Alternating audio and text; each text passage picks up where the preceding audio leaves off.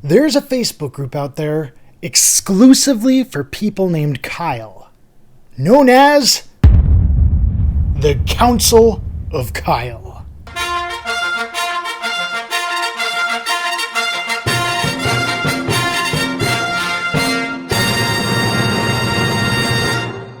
It's kind of known for its actions in Storm Area 51. We're 4 million people. What you gonna do? What you gonna do when we come for you? Kyle's, go ahead! We rush Area 51. We wanna know what's going on Area 51. We wanna know what's going on Area 51. We wanna know what's going on. We want some alien fun. Naruto run to Area 51. Too fast. Naruto run to Area 51. And yes, I was a part of that. Though I don't believe in aliens or anything like that. And I didn't break any laws, but I went to be a part of the protest because I believe in government transparency, and it was incredibly fun. This is the U.S. Air Force. Leave the area immediately, or there will be trouble. Stop keeping secrets! We want to know the truth! Yeah, so anyway, this is Kyle Allen Chipperfield Butler. He is from that group, and he is responding to Bob the Science Guy's statement. Well, the Big Bang's religion. Religion. All right. Religion, the difference between science and religion is science is based on data, and religion is based on faith in the absence of data. Okay? Except there is data that leads science towards the Big Bang Theory being the accepted theory. Also, one guy saying that nonsense does not make it the consensus of the entire scientific community. Okay, are you a Big Bang believer then? The term believer is the issue here. I can see the data, hear the lectures, and come up with the conclusion that currently that is our best understanding for how the universe as we know came to be. If and when new evidence arrives that counters or corrects prior data, then that becomes the new accepted theory. It is not about a belief or a religion. It's about following facts and evidence, testing hypotheses, and holding the data up for peer review to see if it can be replicated. Okay, so you consider the Big Bang to be a proven fact then? I consider it to be the best answer we have at the moment.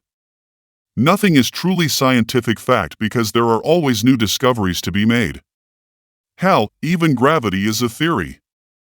Because in science, the word theory is considered what is the most accepted answer at the time.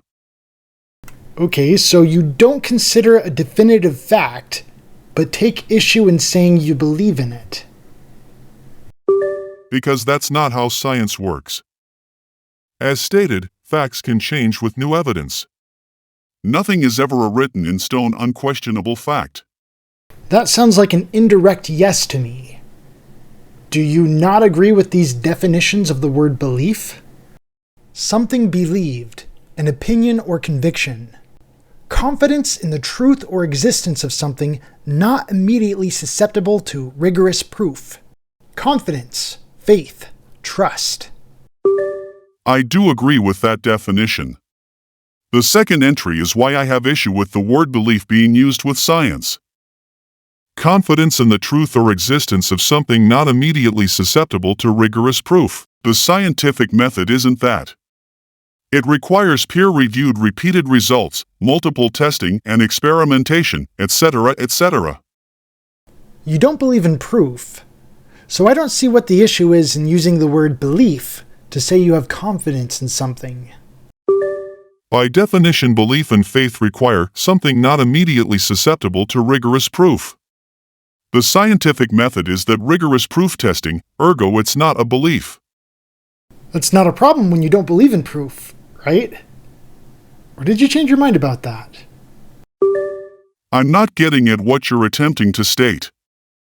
The scientific method doesn't have a belief system and research isn't conducted with faith. It's a method of finding the best peer-reviewed answer through rigorous experiments and testing that can be verified. Belief and faith don't fit into that equation at that point. What is known science is what is known, until better evidence comes about. There is no need to believe in something. It's just an understanding of what's currently known. When the Wright brothers invented their airplane, I beg to disagree.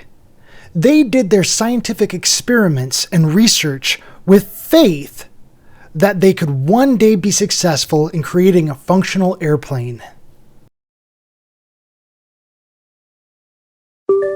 With a goal of one day successfully creating a functional flying machine, which after many trials and errors, they achieved it. I get that you want to equate science to a religion for some kind of talking point, but why? I never made that equation. Bob the science guy did, and his response shocked me.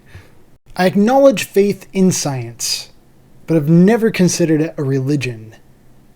Although this conversation's kind of inspired me to look into the definition of religion.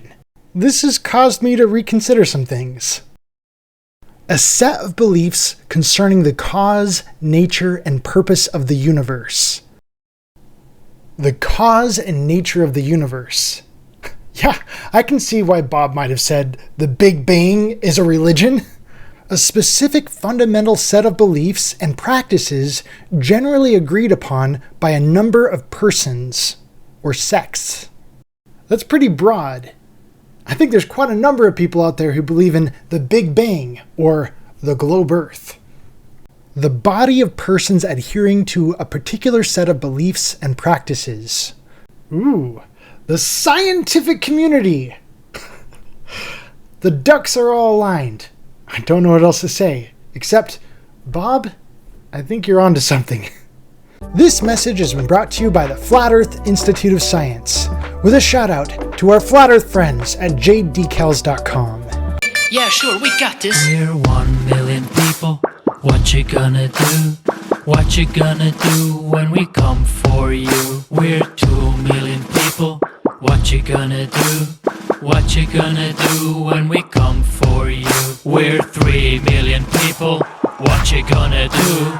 What you gonna do when we come for you? We're 4 million people. What you gonna do? What you gonna do when we come for you? Never forget, in 2018, Forbes magazine shared the results of a survey that claimed only 2/3 of American millennials believe the Earth is round, with the other 1/3 either being skeptical about the globe or being flat earthers. We'll scroll on down here. The question asked individuals to categorize their thoughts surrounding the shape of the Earth into one of 5 buckets below. 1. I have always believed the world is round. 2. I always thought the world was round, but more recently I am skeptical or have doubts. 3. I always thought the world was flat, but more recently I am skeptical or have doubts. Specifically identifying this as a flat versus globe survey. 4. I have always believed the world is flat. And 5. Other or not sure. Now, taking a look at the final results, I am very fascinated by how many people said, I have always believed the world is flat. It's really fun and exciting to see and learn about America's vibrant history in flat Earth that's very much been swept under the rug. It's not just some new passing fad or anything like that. It's been here for a long time. Look into Zion, Illinois, that openly taught flat Earth in their public high schools.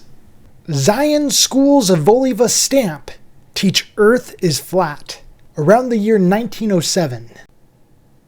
Zion Schools, of which Wilbur Glenn Voliva, the overseer of the colony, is president, have adopted his new theories of a flat world and the absence of gravitation, and the 1,000 grade and high school pupils believe them implicitly, according to their teachers. I don't believe there is one student in the grades who has questioned it. The flat Earth seems more reasonable to them. The globular, unreal. Thank you all for watching.